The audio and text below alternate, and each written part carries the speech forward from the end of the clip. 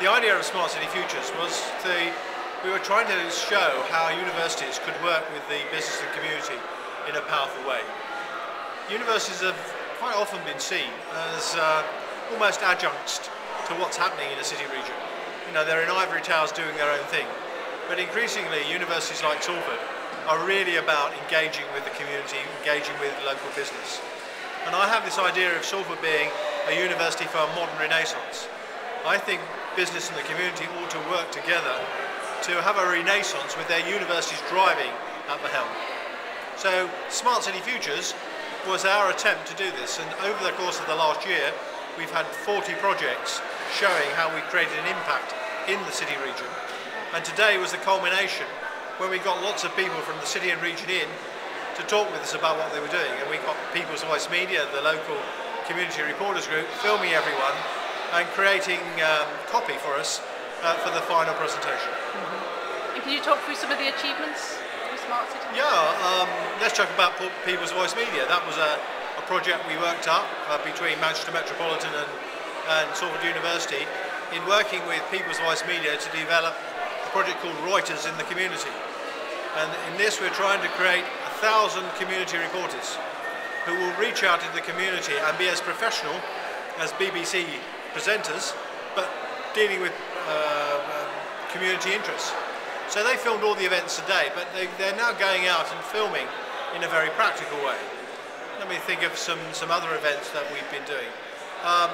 We've been working on affordable housing, and we have a project, Community Finance Solutions in Salford University, where we've worked with organisations like New Start and others to develop community land trusts. And the community land trusts enable communities to build their own houses for themselves, where the land is held in perpetuity by the community, but each person owns their own house.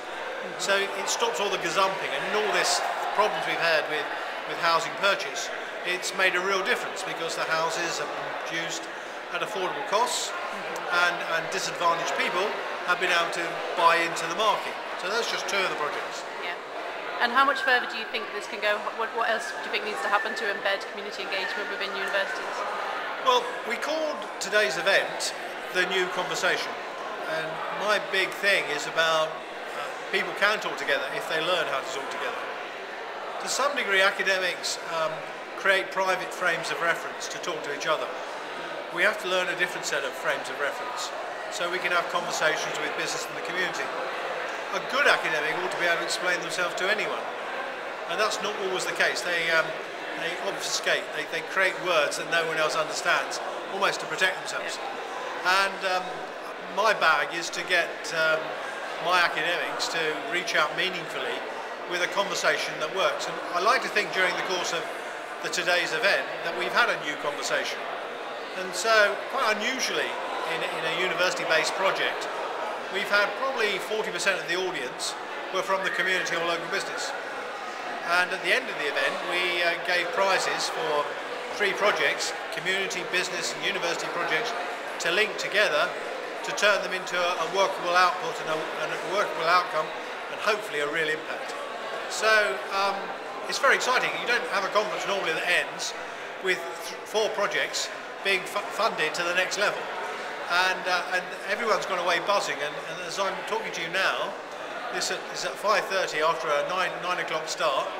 We've still got most of the people having wine and nibbles with us, talking about what they're going to do next. Thank you very much.